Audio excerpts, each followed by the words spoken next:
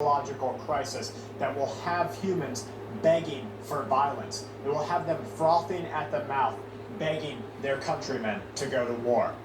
A new study on disasters says that people who are experiencing long-duration emergencies lose their empathy.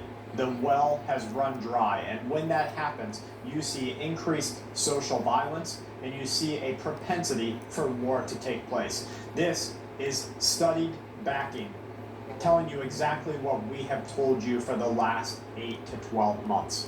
That as soon as a financial crisis takes place, a biological event strikes the world, the nations of the world have nothing left to do except go to war.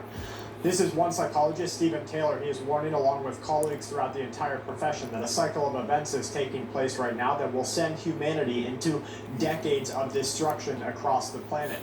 We psychologists warn, he says, or one individual says, are going to war. We will go to war with each other, between our social groups, and all around the world. Violence, they say, is coming, and there is nothing that you can do about it.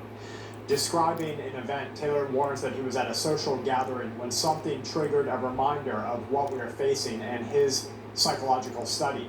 The conversation turned to what is happening in Afghanistan right now, as someone mentioned the sickening footage of the desperate Afghans clinging to military aircraft as they departed.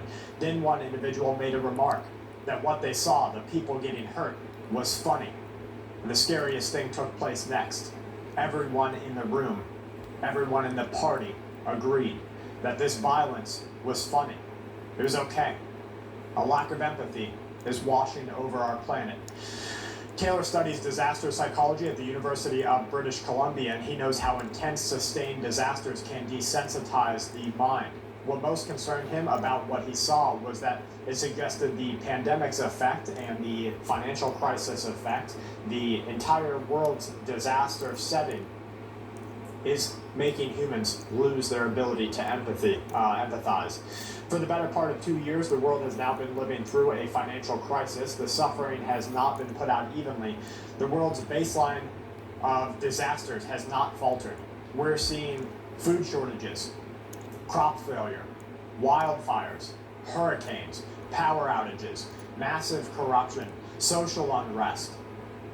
If you look at what we're seeing right now, you compare these events to history's foretelling.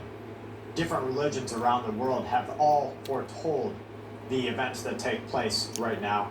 They have done so through the cycle of events that we will experience that will lead to a disaster, a larger one, world war even, in all of humanity. The question is two questions, they say. One is about the victims of future catastrophes. The other is about the observers. After surviving a disaster, a minority of people can become resilient, this study or this article goes on to say, while others lose their ability to cope. You see, you have a well inside of you, and your well of empathy quickly gets diminished. And if you don't have the ability to cope with what is happening, you harden to it. Your heart turns cold. And so you no longer feel that feeling for other people. And when that happens, violence increases. You see, that's no different. You might say, okay, well, I'm experiencing a little bit of that right now. I don't feel for people the way I did. I don't have the same nurturing feeling that I did 2 years ago. And that doesn't mean that you innately are a bad person, but it allows the people who are barely holding on. And a friend of mine told me this last night in a text message. She said, people around her are barely holding on, and those that were holding on barely before have lost their entire grip on reality.